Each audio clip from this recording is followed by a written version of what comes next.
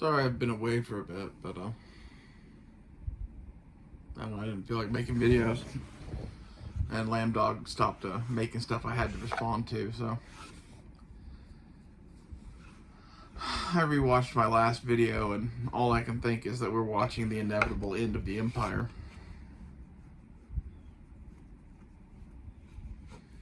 And like the only question to me at this point is, how does our empire end? Does it end with a whimper or a bang? Does it end with a civil war or just a takeover by one side or the other? And like, if you look back at the Romans,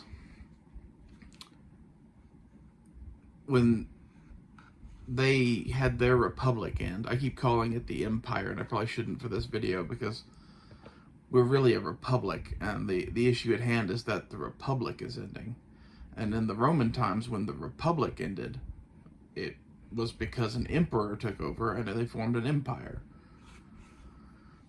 And our situation now, with an executive branch gone crazy, a deep state of bureaucrats that are controlled by, I don't know, seems like the Democrats, but the political elite for sure, and a worldwide military empire of conquest, like, we are set up to have some sort of shit happen in this country where there's a minor skirmish or squabble of a civil war, followed immediately by the side that has the most power, that is the Democrats, declaring themselves emperor. You know, who's going to be Julius Caesar is the only question at this point, in my mind. Like, there's some other ways that the board could go. We could have a couple of wars that go really, really bad to the point that we're no longer a world power. We could have a financial collapse, probably at the same time as that.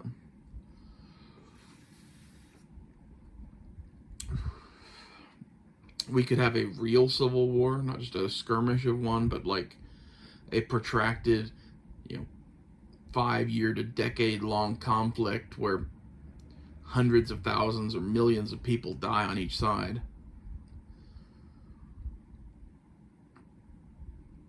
And the result of that would be, who knows what would happen. It would depend a lot on who won. But like, none of these futures that I'm talking about here are particularly bright. And like, the question that I have is, well, what do we do about that? And, to quote Lambdog and myself in our past videos, there's not really much that you or I as individual citizens can do about that. It's largely out of our hands.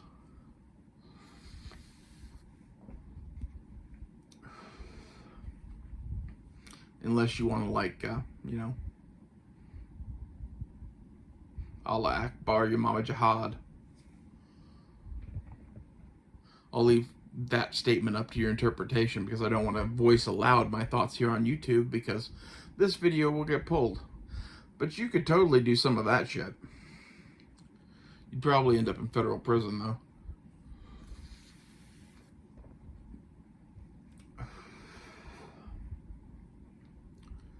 And I guess my advice to you at this point is, this is why I'm kind of a prepper.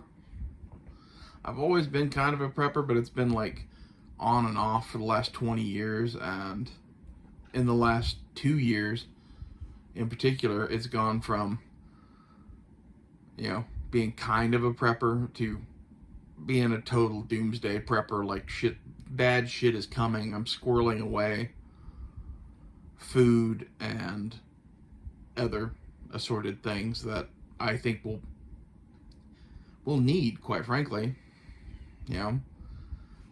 There's a video that my former friend E. Honda used to talk about a Venezuelan who went through the whole crisis in Venezuela with their government and all the bullshit that went on there. And the Venezuelan was asked, what would you do now that you wouldn't have done then? And his response was that he would go and buy 5 years worth of food and a Glock. I think that's pretty reasonable where we're at right now. Like, I would maybe add some gold to that and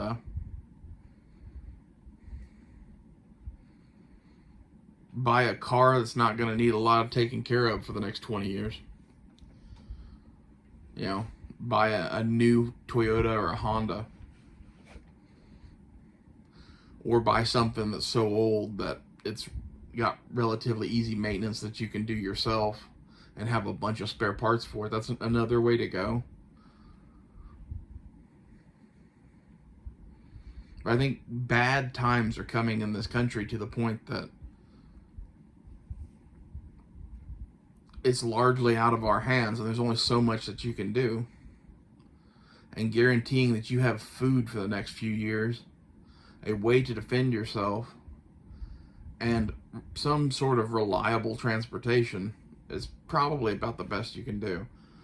And you could be like, well, get some property out in the country and learn to grow your own food and whatever. And yeah, maybe. In my opinion, that level of preparedness makes sense if you think that nukes are going to fall across most of the planet and we're all going to be reduced back to the Stone Age and whatever, and like you're going to have your flock of sheep or herd of cows and your garden and you're just going to be self-sufficient. That's a really good idea. Assuming that, you know, the whole climate of the planet doesn't go to shit and you can't even grow crops anymore and we all die anyway. But assuming that the world continues to spin on much as it has for the last 500 years,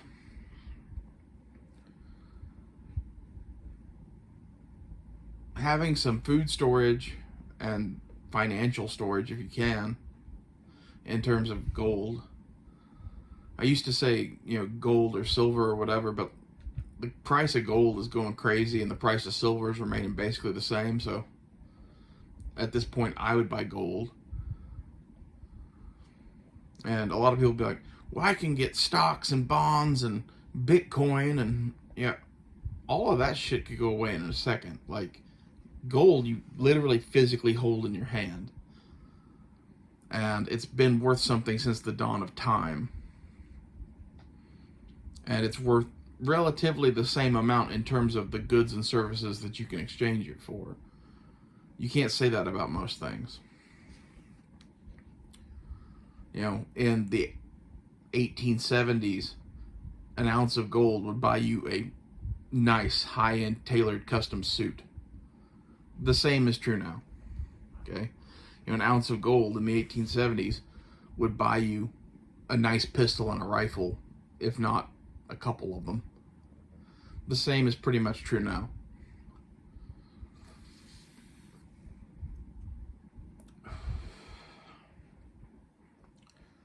You know, show me a thing that is a highly portable form of wealth that you can hold in your hand that can do that besides gold, and I'd be all about it. I've never trusted Bitcoin, mainly because when it first started, I knew people that had a bunch of it and had it seized by the federal government because they were suspected of being drug traffickers or money launderers or some shit like that. There's less risk of that today, but they could 100% just do that at any time they want. They could make Bitcoin illegal tomorrow, and then where's your money? That's why I don't really get into cryptocurrencies. As far as stocks and bonds go, if the world goes to shit, all that stuff's going to be pretty much worthless too. You know, maybe if you invest wisely enough, the companies that you invest in are something that's always going to be worth some money and you'll always be getting some dividends out of it. It could always sell. But like, what if the fucking markets collapse? I don't know. It seems like a risk to me that I wouldn't take.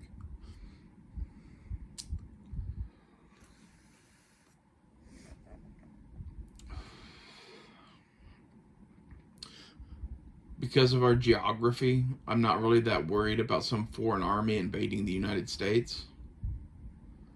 So, as far as Man, I better have 20,000 AR-15s and be able to equip my own militia of civilian Green Berets.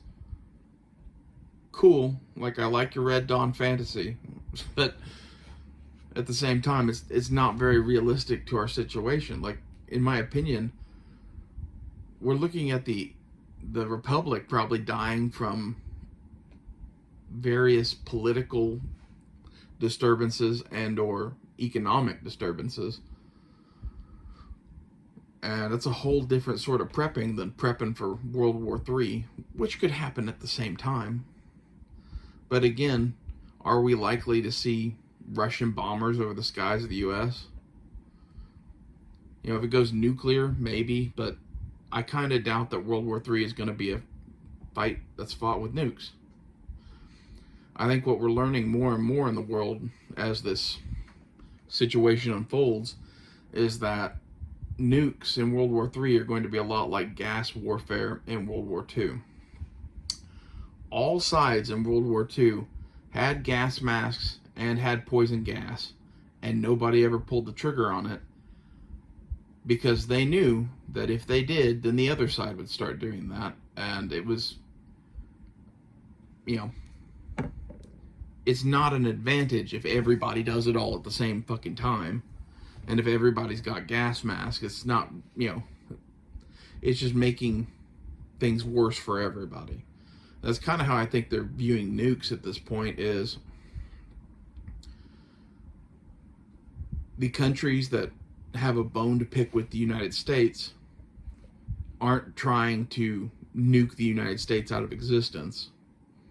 They're trying to put, you know, political and economic pressure on the United States to the point that they can do what they want to do again. And they're going to do that in very conventional means. You know, maybe if things get bad enough, nukes start to fly. I don't know. That could always happen. But I kind of doubt it. I think there's always going to be that, again, like gas warfare in World War II, where everybody's afraid to use it because of how bad World War I was. And people saw Hiroshima and Nagasaki and all of the nuclear tests of the 1950s and 1960s. Nobody on any side wants any part of that, and who's going to use a nuke first? You know, Russia might start using tactical nukes in Ukraine. That could happen. But even if they did that, would that trigger a response from the United States that was, we're going to launch our full nuclear arsenal at Russia? No. And if we go to war with China, would China try using tactical nukes against our Navy? Maybe. But would that, again, give a response that is a full nuclear exchange? No. We're going to meet force with force, and if they use tactical nukes, we'll use tactical nukes.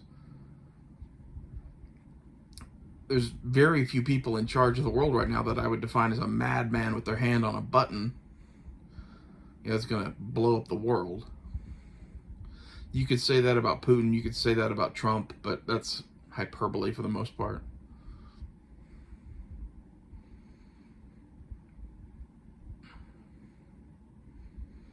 I think World War III in Middle America would look a lot like the Great Depression or World War II was, where, you know, the economy has gone to shit. There's rationing of supplies and goods because so much shit is going into the war effort. And all of these things are helped out by having canned goods and some gold. A stack of tires in the garage probably isn't a horrible idea. Everybody thinks, oh, I just always go buy tires. Well, in World War II, tires were worth their weight in gold because the supply chain to bring you fucking tires had broken down.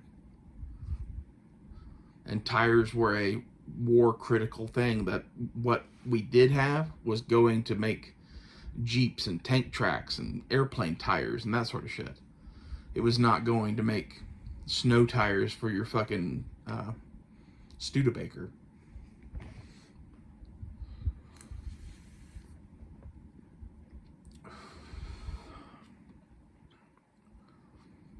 And whether the Republic ends or not, or the Empire, as I call it, ends, I think we're definitely in for a financial collapse of some kind and World War III. And the reason that I think World War III is on the table is we have a conflict in the Ukraine with Russia that has no end in sight. It's only going to get worse from here. We're probably eventually going to be dragged into that, much as we were in Vietnam. And I'd almost guarantee you, if the Democrats stay in power, that eventually happens. I would bet that we are already there in some paramilitary capacity. And then you have the shit with China that could pop off at any moment. The shit with Iran and Israel right now is getting out of control. We've seen Iran launch multiple barrages of ballistic missiles at fucking Israel. And the latest one, Israel has yet to respond, but if I were Israel at this point, after the second fucking massive missile attack, fuck Iran. I would send the Israeli Air Force in armed with smart bombs and fucking blow up key infrastructure. Their nuclear facilities, their oil refineries, their air bases.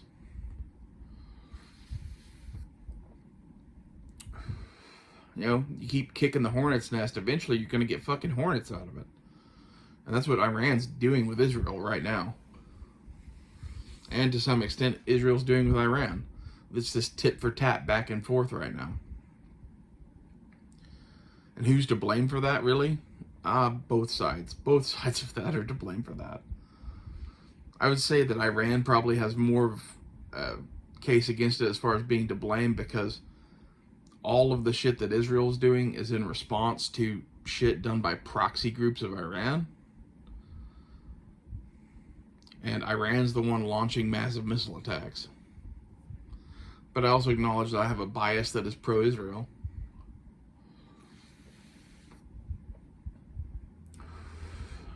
And from the Iranian perspective, the Jews in Israel are drawing breath, so therefore they're an existential threat. You know, it's all the Jews' fault.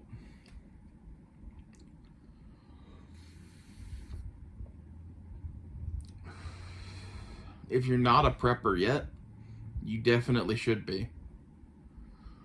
I bought a lot of canned food in 2021, 2022, and basically the price of all that shit has doubled since I did that.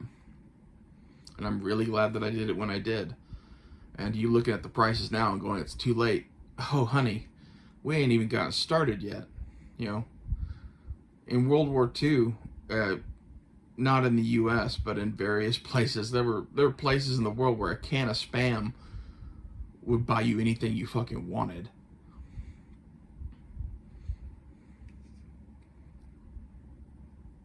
You know, people were starving to death.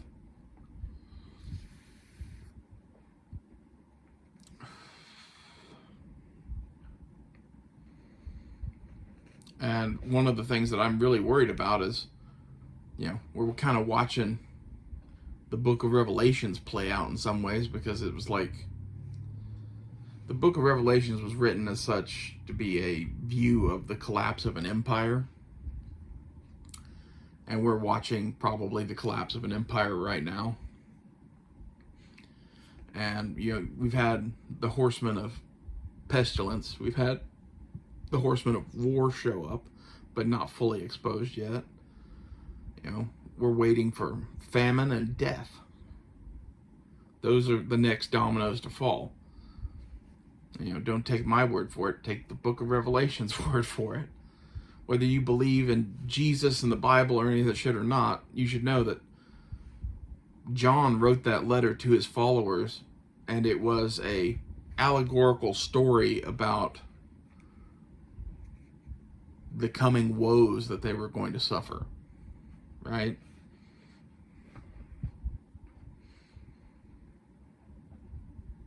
This is why the beast in Revelations has the number 666. That's the number that represented Nero. You can go look into that if you want, but Nero and Caligula are the beasts in the Bible, and they're both Roman emperors.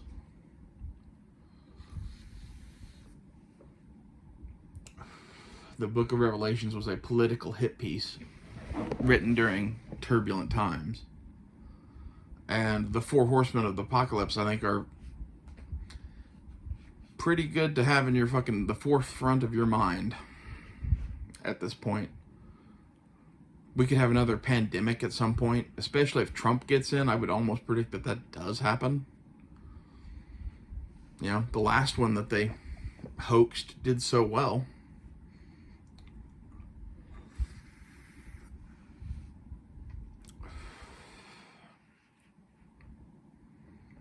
A lot of people that grabbed a lot of power and made a lot of money off of that shit. Isn't it funny how, you know, everybody's losing money left and right because all of their investments are going under because they dared to invest in things like small business or companies that actually make things, where the political elite were heavily invested in Zoom meetings and other tech bullshit that had a giant boom because companies used it to stay in business, basically. There's shit going on behind the scenes that none of us have any idea about. If you are going to invest in the stock market, I think I would watch what Nancy Pelosi does and mirror my stuff to exactly match it.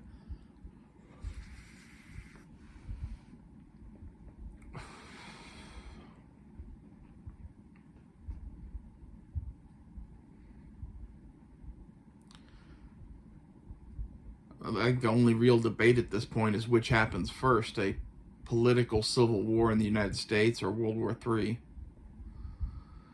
And I would honestly predict that if we have a civil war in this country, that World War III happens without us. You know, it's going to be Iran and Israel going at it even heavier, Russia going heavier into Ukraine, China taking Taiwan. It's going to be a lot of shit that, you know, once the policeman is off the beat, so to speak, with the U.S. military being distracted by internal issues, there's going to be opportunistic fighting. Maybe that's what the future for us looks like.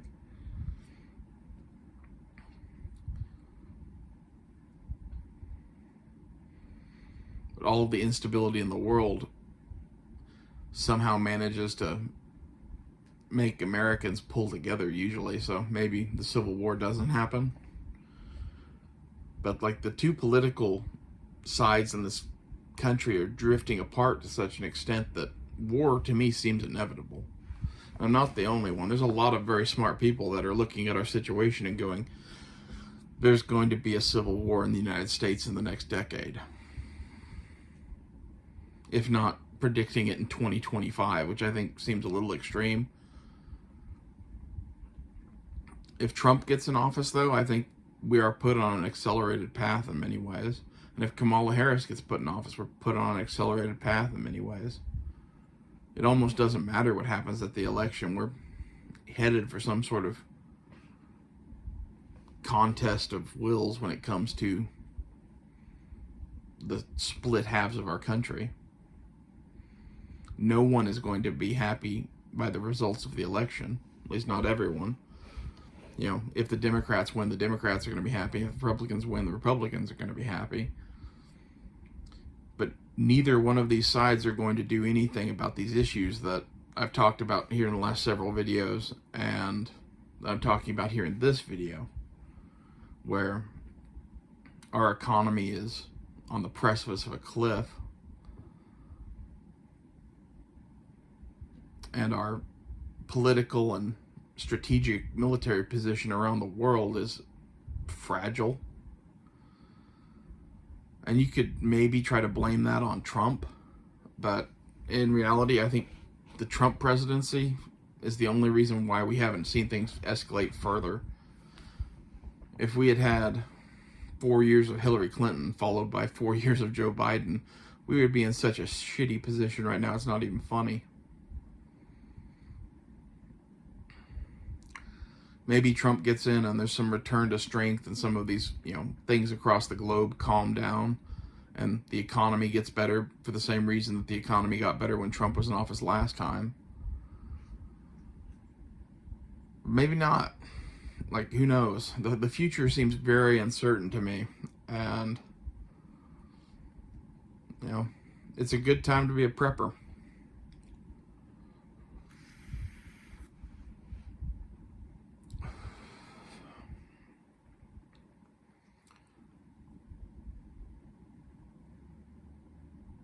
I really don't know what you should do other than taking lessons from World War II, which is basically what I'm saying when I'm saying to have gold and canned goods and a reliable mode of transportation that you have parts for.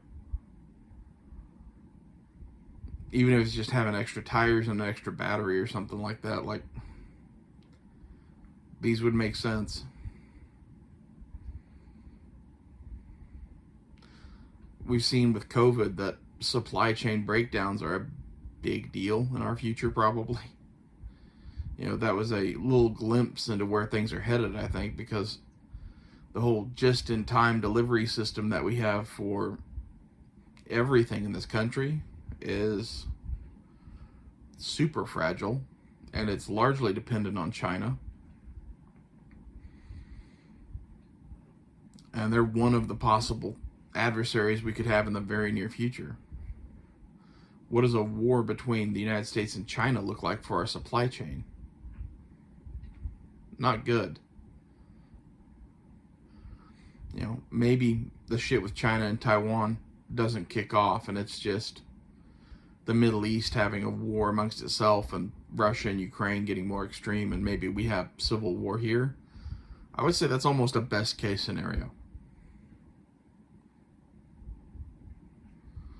If we have all of those problems and China decides to invade Taiwan on top of that, it would at the very least cause us to sever ties with China to the point that we don't buy their shit anymore, I would think. I would be very, very surprised if China invaded Taiwan and we didn't cut them off the way that we did the Russians. That would be cutting them off from our banking, an embargo of goods, you know, the whole shit and shebang.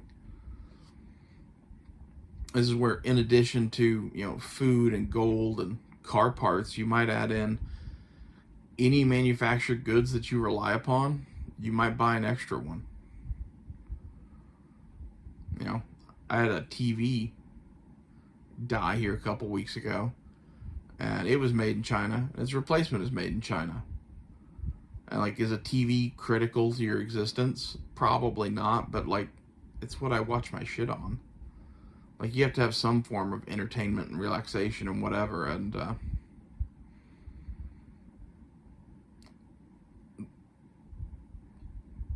you're gonna need some of that shit. And, like, your computer is probably more critical than your TV is. And if you have an old computer, maybe it's time to upgrade.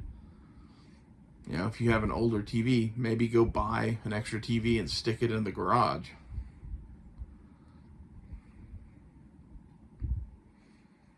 You know, think about the things that you're going to need in the next 5 years and try to buy as much of it as you can while you can. Is that extreme? Yeah, but it's not really that extreme given the circumstances we find ourselves in, especially not after the lesson that was COVID.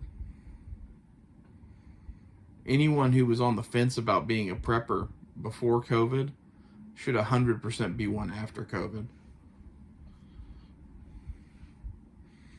You know, no one could have predicted all of the crazy shit that happened with that. In particular with the auto market, like, I never really put a big stock into, you know, making sure you had your vehicle stuff squared away, because it's just kind of always been there, kind of took it for granted. And now I'm a little bit like,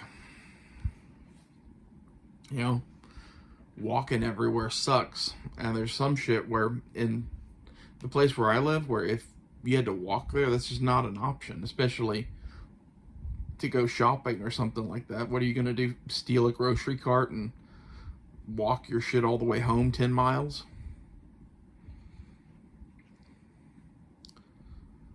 You're going to need some form of transportation, whether it's a fucking horse and buggy or a 67 Chevy truck, or buying a fucking new Honda or Toyota that's going to last a long damn time.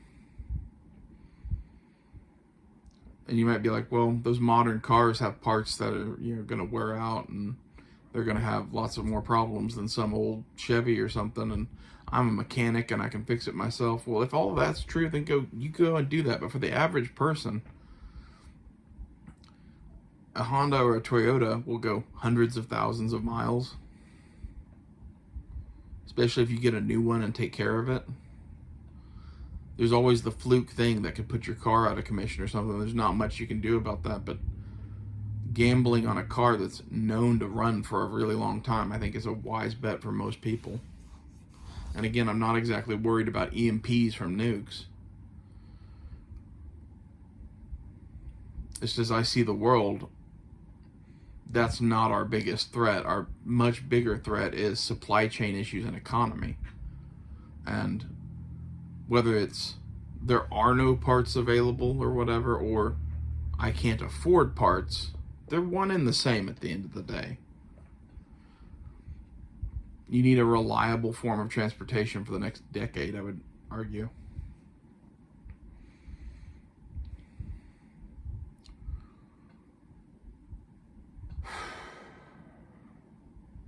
I think we're really fucked. And I don't know how the election is going to go, and I think a lot of the degree to which we are fucked is determined by the outcome of the election. And I don't really know which way would be less fucked. Are we more fucked having Trump get in and having the Democrats go fucking crazy and start a war over it? Or are we more fucked letting Kamala Harris be fucking president and letting the world around us deteriorate militarily and economically to the point that it's the same outcome? Shit sandwich versus giant douche. Which one do you want as your mascot? To quote South Park. I don't want either. Well, that's not an option, Timmy. You gotta vote. If you don't vote, you can't bitch about it.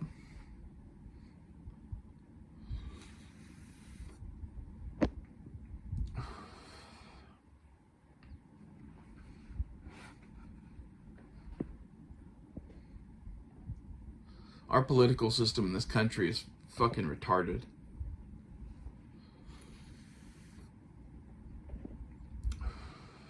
And I think it's designed to give you the illusion of choice.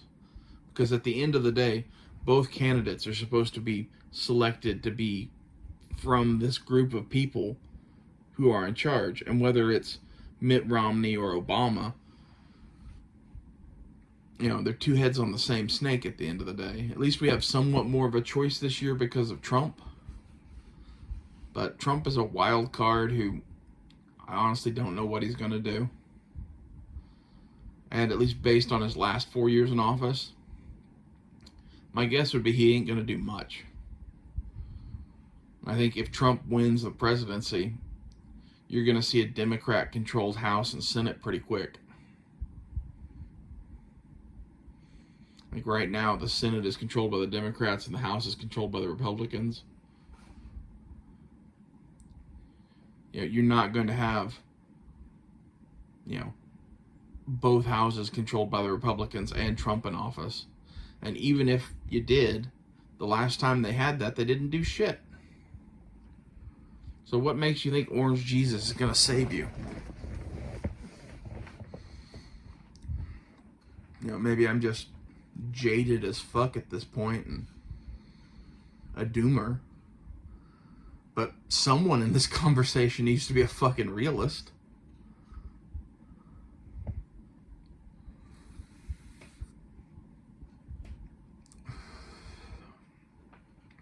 And the reality is, we are in a really fucked up situation that there is no good way out of. And we're probably looking at some very, very hard times in the next 10 years. Whether that's militarily, economically, or just politically here in the United States.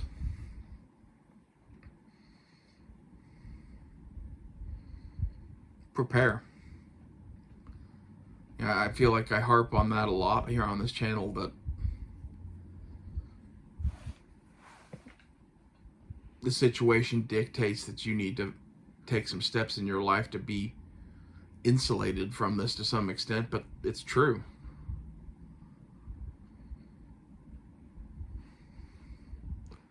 And is buying canned goods and gold fun?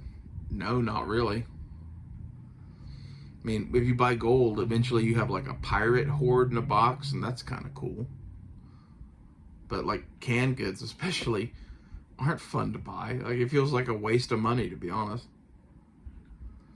And it feels that way until, your check doesn't cover enough food for a month and you're relying on your canned goods to get by for the last couple of weeks. Then you're glad you did it.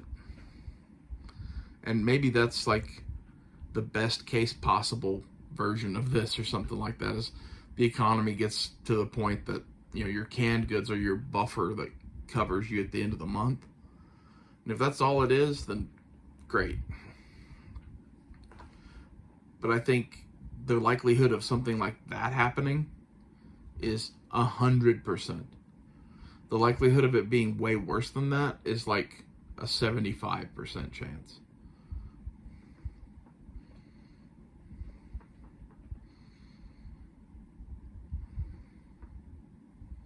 I wouldn't go out and spend every dime I had on canned goods, but like when I bought canned goods, I bought like $4,000 or $5,000 in canned food, probably something like that.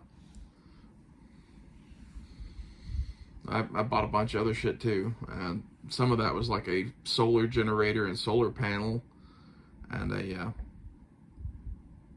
refrigerator that can run off the solar generator. And the reason for that shit is, what if our electric grid goes down? Like, a lot of stuff in our country is highly dependent on this varied system of infrastructures continuing to run. And I don't think electric power is a guarantee anymore in the United States if we continue going down the road we're going down. And that world's going to suck something fierce. But my guess is any such situation would be transitory, temporary.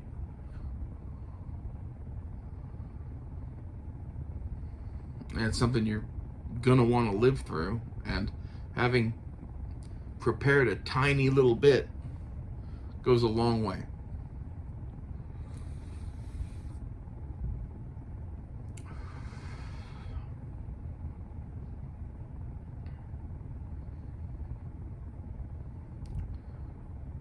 I feel like there's not much advice I can give you, really. We're in such uncharted territory that, I'm bringing up stuff from the 1940s as evidence of what you should do now. And the world's changed quite a bit since then. But it was the last time our world was in this level of chaos.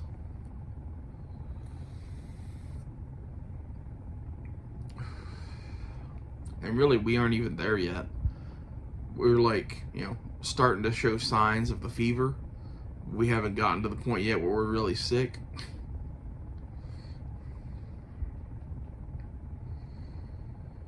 I would put it to you that all of our issues with immigration and inflation and wars around the world right now and the political upheaval in the U.S., these are all the first symptoms of the fever. The question is, does the fever kill the host, or does the host kill the fever? And we don't know.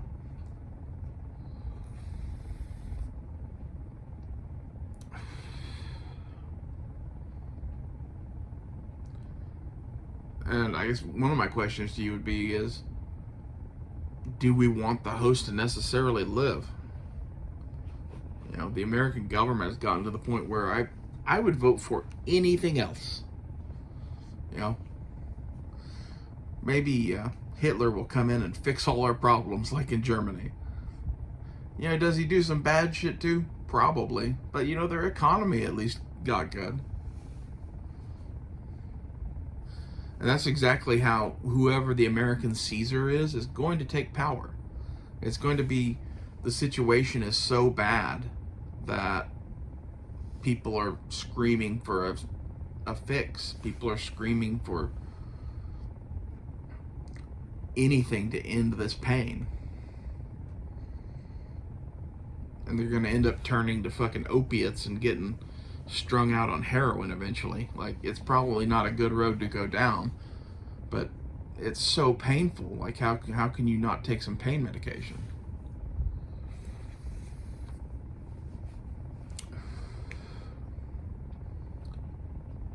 And that's going to be America's Caesar, as far as I can see it.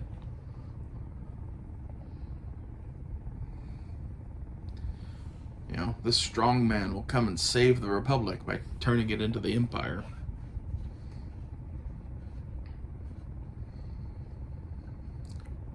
I don't know. This is what I was thinking about today, and it's what I think about a lot. I think about this entirely too much, I think. But if you watch current events at all, I don't know how you don't think about it. I'll see you guys later.